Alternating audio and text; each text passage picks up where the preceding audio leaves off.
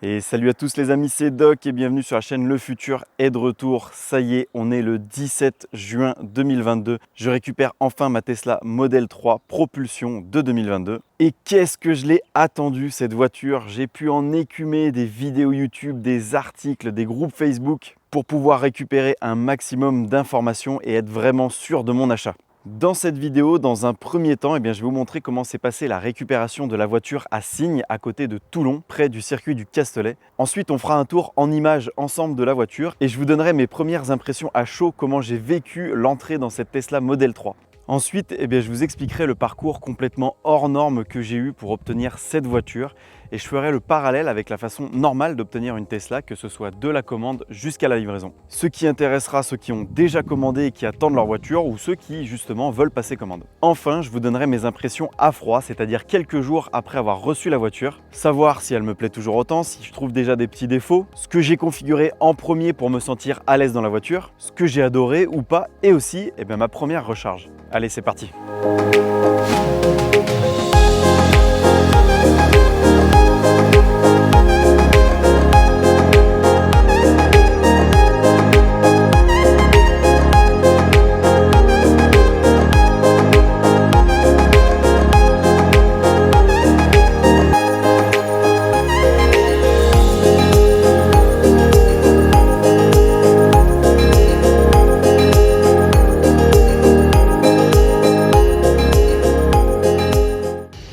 Ça y est, j'y suis enfin dans ma voiture, je suis tellement content, c'est ouf. Bon, donc je viens d'en prendre possession.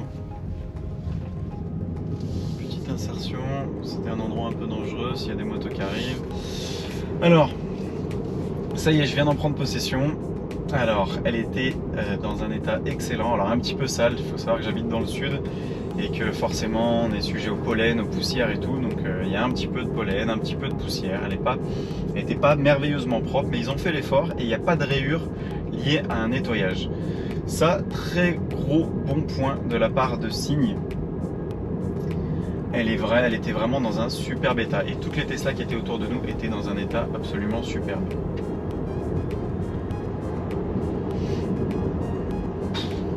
Je suis en pleine montée, j'appuie, je prends une accélération. Franchement, je pensais être déçu un petit peu de l'accélération des seulement 280 chevaux, grosso modo, de la propulsion. En fait, il n'y a absolument aucune déception à avoir. L'ALR, c'est certes beaucoup plus violent, et la performance, j'en parle pas, mais l'ALR est certes plus violente, mais en fin de compte, je vous dirais que c'est pas vraiment nécessaire. Dans tous les cas, l'accélération de la propulsion est largement suffisante. Et peut-être que je vais m'en lasser, là je viens juste d'avoir la voiture, mais je vous jure c'est tellement génial. En plus j'ai droit à un paysage absolument magnifique. Donc là je peux activer toutes les caméras, elles sont d'une superbe qualité. Alors, je ne sais pas si c'était le cas sur si la qualité était aussi bonne sur les générations précédentes, mais là vraiment la qualité est très bonne. J'avais envie de tourner ma vidéo maintenant, mais à vrai dire je suis tellement excité par cette voiture que j'ai juste envie de la conduire. On me l'a livré avec 69%. Là je suis déjà à 64%. J'ai pas parcouru grand chose pour l'instant, mais pour autant comment dire, les pourcentages, en fait il faut s'habituer avec les voitures électriques à les voir fondre très rapidement. Et il faut savoir que 25% ça correspond à une centaine de kilomètres, donc forcément ça descend plutôt vite. Donc là, pour ceux qui ne connaissent pas, on est en train de se faire la montée du Castellet. Le circuit Paul Ricard. Bon, ça n'avance pas, mais à la limite c'est pas grave, je ne comptais pas faire de compétition sur route, encore moins ce matin. L'avantage c'est que ça me permet de consommer peut-être un petit peu moins, quoique là la conso en montée elle est sympa. La conso en montée est plutôt sympa. J'étais descendu à 10 km/h au 100, je suis déjà en train de remonter à 14, mais c'est absolument normal. Donc pour l'instant, l'autopilote est toujours en train de se calibrer, ce qui fait que j'ai pas accès à tout. Par exemple, là, j'ai pas accès à la dashcam, j'ai pas accès. Il y a plein de petites choses auxquelles j'ai encore pas accès. C'est normal. Alors, attendez, contrôle, c'est ça? Dans contrôle, j'ai les feux et les essuie-glaces. Ok, ça reste intuitif, un petit clic là, un deuxième clic là. C'est moins simple qu'un bouton, mais enfin ça reste quand même assez intuitif. Par contre, le gris est absolument magnifique. Je vous ferai une photo en plein soleil de près. Le gris est vraiment très très beau. Je l'avais jamais vu sous cet angle-là. La dernière fois que j'avais loué la Tesla, donc au mois de décembre, c'était en plein hiver, donc peu de soleil. En plus de ça, il a quasiment plu tout le long, donc clairement, ouais, on ne peut pas dire qu'on a eu une météo hyper géniale. Et ben j'avais pas vu ce gris, il est superbe, il est absolument superbe. Alors là il y a un peu de poussière, vous ferez avec sur les photos que je vous enverrai. Et c'est un gris avec, bon, pailleté gris métallisé, bleu, enfin franchement il est super beau. C'est un pur plaisir à conduire. Alors, j'avais sur le 3008 des sièges mi-cuir, mi-tissu, donc tissu au centre et cuir sur les bords, ce qui fait que c'était beau et en même temps confortable. Là, c'est vrai que ça y est, on passe sur de la sellerie purement simili-cuir. Et là, pour le coup, je le ressens, j'ai chaud dans le dos. Ce qui fait que du coup, c'est vrai qu'on en viendrait à se dire que des petits sièges percés, ventilés, comme ils le font sur certaines voitures, ce serait peut-être pas un luxe, d'autant plus que ces voitures sont fabriquées en Californie. J'habite dans le sud-est de la France, donc on peut estimer ça comme un peu la Californie de la France. Mais du coup, bon, c'est vrai que quand il fait chaud, la clim par contre est très efficace. La clim est d'une efficacité absolument redoutable, même limite depuis tout à l'heure, ouais, ça marche du tonnerre, ça c'est clair. Et petit problème de clignot, encore une fois. La clim marche super fort, mais ça suffit pas à aérer le dos. Alors je pense que quand il fait frais, les sièges chauffants, c'est super cool. Par contre, quand il fait chaud, des sièges ventilés, ça aurait peut-être pas été de trop. Les lunettes de soleil me manquent un petit peu, par contre on ne sent pas le soleil, c'est extrêmement teinté, c'est vraiment teinté très fort. Ça c'est cool. Alors là on est en train de traverser le centre-ville de Toulon et la voiture est large, c'est-à-dire que là je suis à la limite des lignes de chaque côté. Donc c'est vrai qu'on le sait, on nous le dit souvent, la voiture est large, mais en effet elle tient vraiment toute sa route. J'entends rien dehors. Alors, peut-être qu'à 110 ou 130, on a des bruits des bruits d'air ou de route ou quoi. Mais là, j'entends rien. Les voitures dehors, j'entends rien. Je vais ouvrir la fenêtre juste pour justement entendre. Voilà. On est en ville, donc des bruits, il y en a. Mais on n'entend rien. Honnêtement, ça fonctionne très bien ce double vitrage là. Alors, un bon gros dodane varois, parce qu'ici, c'est la spécialité, les dodanes. Je pense que dans toute la France, on en a pas mal. Mais là, ceux-là, la spécialité, c'est d'être violemment haut. Donc, je vais les prendre à une allure correcte. Je ne vais pas non plus freiner dessus au point de m'arrêter. Bon, ça va, c'est passé. Mais c'est vrai qu'ils sont hauts, ces dodanes.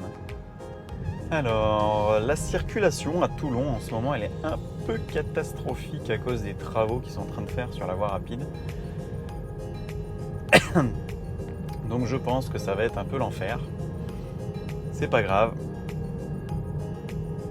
De toute façon, je suis en Tesla, peu m'importe.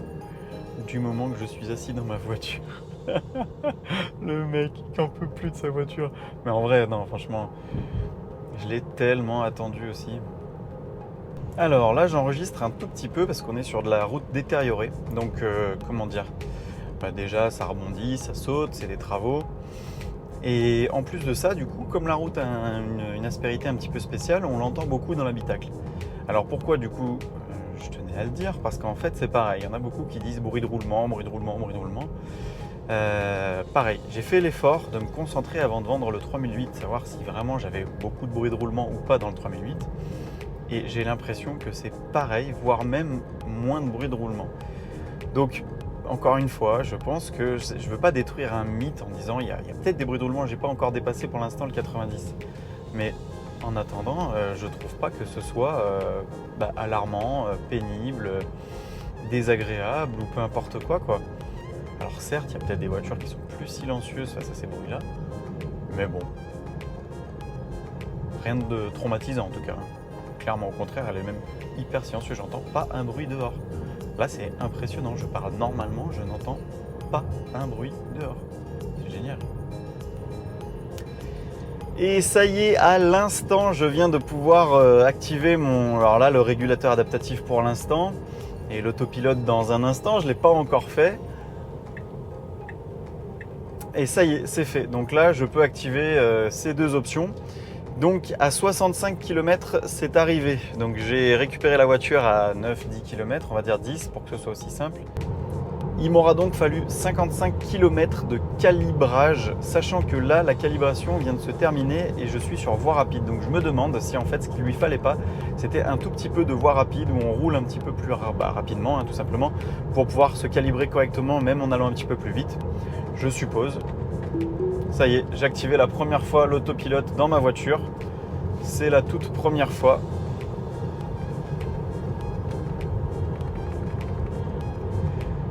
Ça y est, c'est fait. Toi, tu es en train un peu de déborder de ta ligne, c'est pas grave. Ça y est, j'ai mon autopilote sur ma voiture. Enfin, ça y est.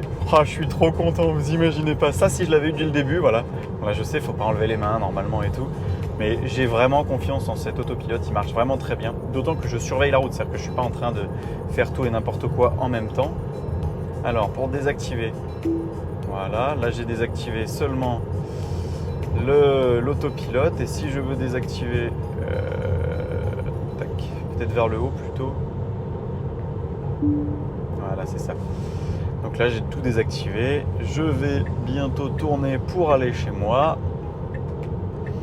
Ah là là, ça y est, je l'attendais l'autopilote. Bon, je l'ai eu sur les 5 derniers kilomètres, mais c'est pas grave. Et ah là là, quel pur bonheur. Quel pur bonheur. Je vais enfin avoir mon autopilote. Je suis trop content. Franchement, je suis absolument trop content. Et j'ai quasiment pas touché le frein depuis que je suis parti. Et j'attendais que ces prises soient fonctionnelles. Il a fallu que j'aie ma Tesla pour qu'elle soit fonctionnelle. Alors ça, c'est extraordinaire. On pourra dire que je l'ai vraiment attendu, cette Tesla Model 3, puisqu'après avoir bien étudié le sujet début d'année 2021, le 1er février 2021 toujours, je craque. Et oui, ça va faire plus d'1 an et 4 mois que j'ai commandé la voiture. Au début, j'étais parti pour une SR+, forcément, et au fil des trimestres, j'ai dû décaler la livraison de ma voiture pour des raisons qui me regardent. Et puis là, en mars de cette année 2022, ça y est, je valide ma commande, je dis c'est bon, je veux la recevoir, donc c'était prévu courant mai, j'ai dit parfait, c'est ce qui me convient. Sauf que, alors pas de chance d'une certaine manière, comme j'ai commandé la voiture 1 an avant, et ben en fait il s'avère que je suis prioritaire et il me trouve une voiture tout de suite. Et Tesla me propose une livraison pour le 17 mars. Sauf qu'on est juste une semaine avant, moi j'ai pas le temps de me retourner, j'ai pas encore vendu mon 3008 dont j'ai parlé dans la vidéo précédente, et j'ai pas non plus refait le crédit qui me permettra de la racheter avec un taux à 1%. Donc vraiment, pour moi, c'est trop tôt, donc je repousse une énième fois encore la livraison de cette voiture, cette fois-ci à mai. J'espère qu'en mai, j'arriverai à l'avoir. En plus de ça, coup du sort, encore en mai, je dois partir en déplacement professionnel pendant 3 à 4 semaines. Donc j'espère que ça tombera bien, soit avant, soit après. Et il s'avère qu'en fin de compte, j'ai eu plutôt de la chance puisque l'usine de Shanghai a cessé de construire des voitures pendant un petit moment. Et au final, il y a eu un retard sur les livraisons du mois de mai qui se sont faites au mois de juin. D'ailleurs, étant prioritaire, j'ai eu le droit d'avoir ma voiture dans les premiers au mois de juin. Mais c'est vrai que certains ont payé beaucoup plus ce retard que moi puisque leurs livraisons ont été décalées de 1 à 2 trimestres. En tout état de cause, fin mai, je reçois un SMS de Tesla qui me propose une date de livraison soit au 14 juin, soit au 15 juin. Je décide de prendre le 15 juin parce que je vais tout juste rentrer de mon déplacement professionnel et ça me laisse le temps de rentrer, de préparer 2-3 affaires avant d'aller chercher la voiture. À partir de ce moment-là, j'effectue également mon paiement pour la voiture et je contacte mon assurance pour avoir une attestation d'assurance. Encore une fois, les choses ne se passent pas comme prévu. Je vous ai dit que j'ai été livré le 17 et là je vous parle du 15. En effet, pas de bol, retour de mon déplacement professionnel, mon avion est annulé. Il a fallu que je trouve un autre moyen de rentrer. Il a encore fallu que je décale de 2 jours la livraison de la voiture, donc que je décale au 17 juin. Cette fois-ci, c'était la bonne date, j'ai enfin récupéré ma voiture le 17 juin. Alors pour résumer, comment ça se passe de la commande à la livraison, donc la commande elle se fait en ligne directement. J'ai déjà fait une vidéo à ce sujet, mais il n'y a pas grand chose à choisir. L'avantage, c'est qu'il n'y a pas énormément d'options. Quasiment tout est inclus dès le départ avec Tesla. Vous choisissez votre pack batterie, votre couleur, vos jantes et c'est quasiment tout. Ensuite, à partir du moment de cette commande, attendez-vous à rien. C'est-à-dire qu'il peut se passer un grand moment sans que vous n'ayez aucun mail, aucun échange avec un Tesla Advisor ou qui que ce soit de la part de Tesla. Et ça d'ailleurs, au début, c'est assez perturbant. C'est vrai qu'on se demande un petit peu si la commande s'est bien passée, est-ce qu'on va être contacté. On a quand même décidé d'acheter une voiture qui était aux alentours de 40 000 € à l'époque. Aujourd'hui, on est quand même plus près des 53 000 54 000 € pour la voiture la moins chère. Donc clairement, on se demande quand est-ce qu'on va être contacté. Et c'est pas le cas tout de suite. Il faut pas s'inquiéter, c'est normal. Sachant qu'avec le volume de commandes qu'il y a justement à Tesla, ils sont tous très occupés, donc honnêtement, vraiment, vous inquiétez pas. Au bout d'un certain temps, vous aurez donc un conseiller Tesla, un Tesla Advisor qui va vous appeler, qui va vous parler vraiment très brièvement de comment ça va se passer. Et puis ce sera tout jusqu'à quasiment votre livraison. À partir de là, moi ce que je vous conseille, c'est télécharger l'application Tesla sur votre téléphone et vous pourrez justement surveiller l'avancée de votre commande à partir de cette application-là. Ensuite, un mois et demi avant la livraison de votre véhicule, vous recevrez un SMS de la part de Tesla. Ça va faire partie des premiers échanges avant la réception de la voiture, qui va d'abord vous demander si vous êtes prêt à recevoir la voiture. Une fois que vous aurez validé en disant oui, vous recevrez alors un nouveau message vous demandant d'aller sur la page web de Tesla pour confirmer la date et l'heure de votre rendez-vous. Ensuite, un nouveau SMS vous invitera à effectuer le règlement pour la voiture. Et un nouveau SMS vous demandera de télécharger sur la page web, encore une fois, une attestation d'assurance pour la voiture. Alors concernant l'attestation d'assurance, c'est pas obligatoire, vous pouvez l'amener le jour J, mais si vous l'avez fait déjà en avance, en fait ce sera plus rapide le jour de la livraison. Ils vous remettront directement votre emplacement pour la voiture et vous pourrez y aller directement. Alors pendant ces échanges de SMS, vous recevrez également votre VIN, qui est le numéro d'identification du véhicule. Et quand le paiement aura été enregistré, vous recevrez les documents de la carte grise pour votre voiture. C'est comme ça que moi j'ai su quelle serait l'immatriculation de la Tesla environ 15 jours avant. Maintenant, on va se retrouver dans la voiture pour mes impressions à froid après quelques jours d'utilisation, un retour à la maison, quelques charges.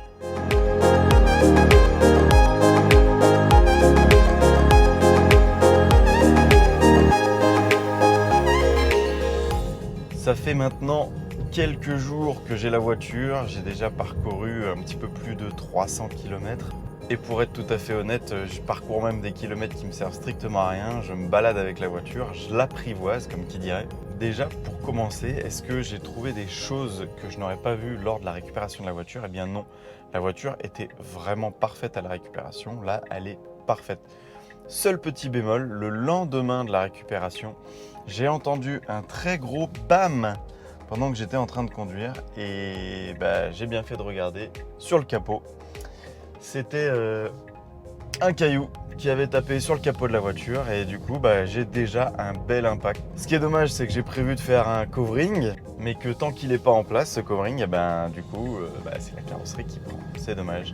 C'est pas dramatique, mais c'est dommage.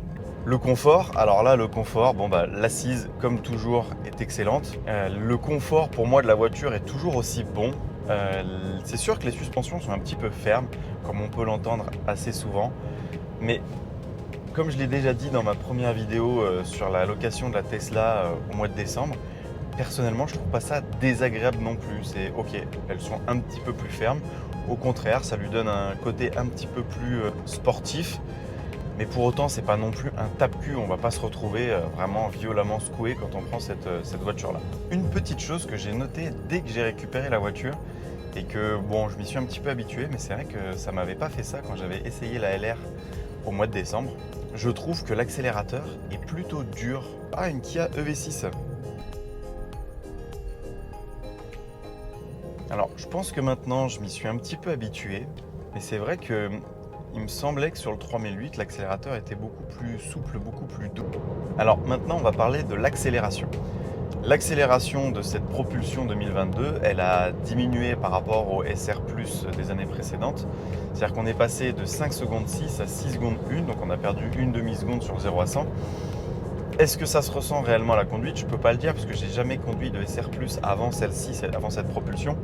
Je n'ai conduit que des long range. Par contre, c'est sûr que comparé à la long range, il n'y a pas photo. L'accélération est beaucoup moins impressionnante, ça c'est clair et net. Mais ça ne veut pas dire qu'elle n'est pas impressionnante. L'accélération est quand même plutôt fulgurante, c'est-à-dire qu'on a quand même 280 chevaux en électrique. C'est pas rien du tout, ça part tout seul, c'est vraiment un petit missile. Mais il faut quand même constater que c'est moins violent que la long range. Et puis parce que je viens de l'activer, on va pouvoir aussi parler de l'autopilote. Donc sur cette propulsion, c'est l'autopilote de base. J'ai pas pris d'autopilote supplémentaire pour l'instant, que ce soit l'EAP ou le FSD.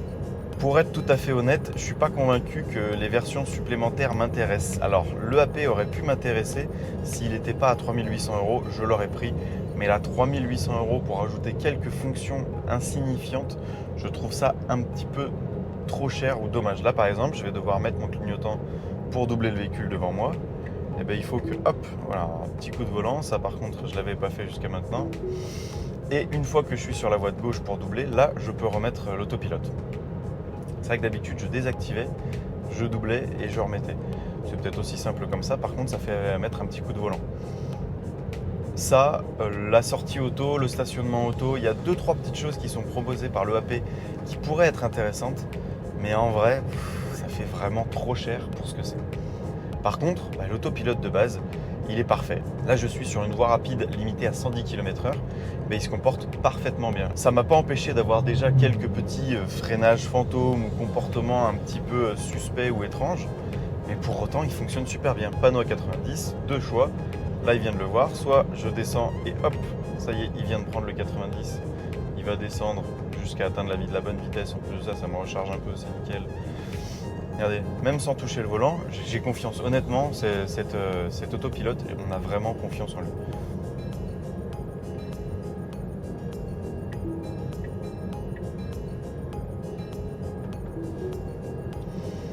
Voilà. Là, en un instant, je suis revenu sur la voie de droite, je l'ai remis. Ça prend pas 20 ans, c'est pas la fin du monde. Alors, c'est sûr que certains diront que c'est assez pénible de devoir le désactiver, le réactiver, désactiver, réactiver à chaque fois. Moi, honnêtement, je trouve que c'est pas la fin du monde. La commande, elle est juste à côté du volant. De toute façon, on a les mains sur le volant ou à côté. Ça me traumatise pas le moins du monde. Là, petit panneau à 110. On va faire autre chose cette fois-ci. Plutôt que d'abaisser le commodo, dès qu'il va avoir vu le panneau à 110, je clique dessus. Et hop, ça vient de prendre la bonne vitesse. Et c'est en train d'augmenter déjà tout doucement. Gros point fort en faveur de cette fameuse propulsion à batterie LFP, c'est que je peux la charger à 100%. Quand je l'ai chargée à 100%, j'étais descendu à 9% de batterie. Donc en fin de compte, j'utilise quasiment toute la plage de batterie de la LFP. Alors que si j'avais pris une long range, du coup j'essaierais de me cantonner aux 20-80%. Et là, pour le coup, j'aurais une autonomie quasiment similaire à cette propulsion, ce qui du coup est, ce qui pour moi en fin de compte est dommage.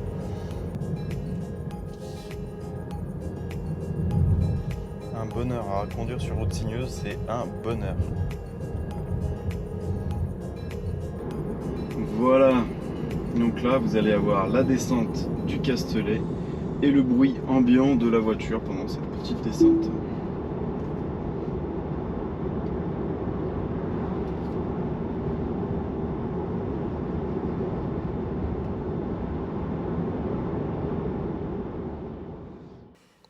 Donc ici on a des plastiques bien moussés et c'est bien parce que quand on met son bras là c'est pratique. Pareil ici. En revanche, tout ce grand plastique qui fait tout le tour de la porte, lui, ne l'est pas. Et ça c'est une bonne chose puisque c'est de toute façon là on va avoir tendance à taper. Alors pour ce qui est de la console centrale, j'ai déjà rajouté quelques petits accessoires. Vous voyez déjà la marque ici. Pareil à l'intérieur. Vous reconnaîtrez peut-être, justement, ce sera l'objet d'une vidéo, c'est les accessoires, honnêtement, que j'ai vu dans la vidéo de Tesla Geek, qui est d'ailleurs une très bonne chaîne YouTube. Et ces accessoires, justement, je les ai trouvés géniaux. Là-bas, on a les deux ports à induction, vraiment très pratiques. Par contre, comme là par exemple avec une coque, ça marche pas forcément très bien. Et le téléphone a tendance à chauffer. Et là, vous pouvez voir les panneaux de porte très jolis, avec cette partie en alcantara là, très belle. Et voilà, j'en ai terminé avec cette vidéo, j'espère qu'elle vous aura plu. Si c'est le cas, n'hésitez pas à me mettre un petit pouce en l'air, ça me fait plaisir et c'est gratuit. Dans tous les cas, je ne vous abandonne pas puisque je serai de retour dans le futur pour de nouvelles vidéos. Et ça risque de tourner pas mal autour de la belle qui est derrière moi.